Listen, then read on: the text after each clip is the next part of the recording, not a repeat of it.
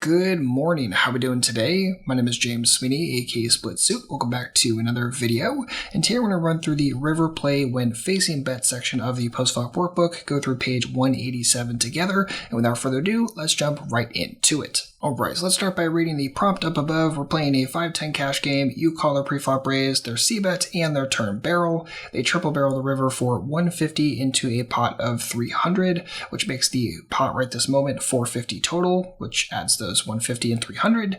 Their 900 is after they had already bet the 150, and obviously we haven't put money in yet. So this is what's going on. This is the range we think they are betting the river with, and then we have to fill out the entire table down below. And essentially it's sectioned off into the calling stuff and then the shoving stuff, and then at the end making a decision: should we fold, should we shove, or should we call in this situation. So let's get started, put everything into Flopzilla and get going. Alright, so starting with our hand, we have ace of clubs, 10 of clubs. Perfect. The board is king of spades, 10 of spades, 5 of diamonds, deuce clubs, and 3 of hearts. So that's the board. We can grab their range right out of here or just pull it from the answer key. I'll do that. So page 187, copy the range, put that down. Excellent. And perfect. That's the exact same range we see over here. So everything's looking good so far. Now let's start filling out the top part right this moment. So look at calling. What are your current pot odds? Well, we're calling 150 to win 450. So we're getting 3-1 pot odds.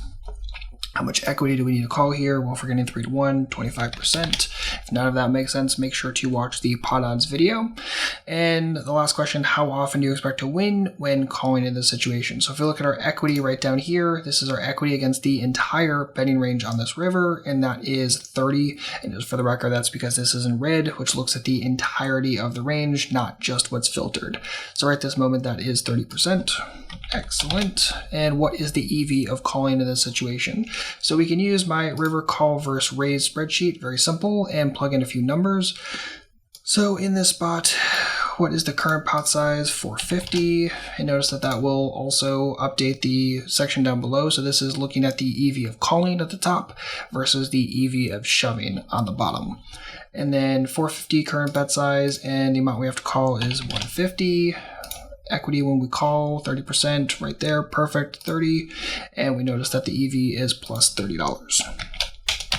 Excellent. Perfect. Now let's take a moment and fill out the bottom section now, doing the stuff when we are shoving instead. All right, so for the next section, the question is, now what if you went all in and they only called with 2 pair plus, which implies that they're going to fold everything else. So let's go into Flopzilla. We're going to choose 2 pair or better and lock that in. And we notice right here that they are continuing 30% of the time, which also means that 70% of their range is going to be folding, which is very, very important. And that's the first question. How often do they fold when you go all in? Again, if they're continuing 30, they're folding that other 70%. So 70% goes there. How often do you expect to win when they call you? So when you lock that in, flip that green, again, that locks in your filters. And obviously against this range of 2 pair plus, well, our ace 10 is completely toast. We have 0% equity, and as such, we have no chance of winning after they call our shove. And at this point, what is the EV of going all in? So pulling out that exact same sheet from earlier, let's move this over here so you can see it. Perfect. So we have 450 for the current pot size, 150 for the amount we have to call. The all-in size, again, is going to be 900 plus their 150. So do equals 900 plus 150.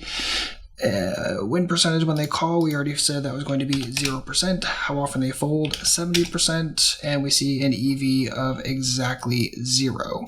So let's plug that in here, $0, and we essentially looking at our options in this situation, right? We can call, we can fold, or we can raise. Well, folding is going to be 0. Shoving, as we just calculated, is also 0. And as such, the best, most profitable option for us is calling for plus EV of $30. So in this situation, we should be calling. Perfect. Now, let's go check the answer key, make sure we're on the right track with everything.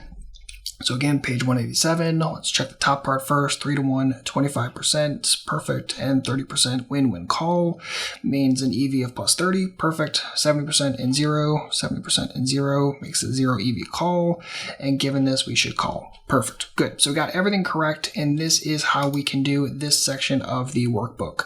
This tool is very, very helpful. Only have to plug in a few numbers, and it really helps you kind of look at what does calling versus folding versus shoving look like. And if you want to go a step further with this exact exercise, you could always say, okay, well, what if it was a slightly different assumption on the river? What if I thought they were going to call with more stuff or less stuff? Or what if I had a slightly different hand, right? What if instead of ace 10, we actually had, I don't know, a junkie or two pair, maybe 5-3. Say we had that instead. How does that factor in? And obviously in this situation, 5-3 is behind every single set, so it's not going to influence things very much. But if they were calling with, say, top pair as well, now all of a sudden we have a totally different situation. So always do the questions the way that they're set up in the workbook first, and then if you want to go a step further with them to get an even deeper viewpoint of a singular spot, that can be very, very helpful. But now you know how to do this entire section. If you have any comments or questions, don't hesitate to let me know. Otherwise, as always, good luck out there and happy grinding.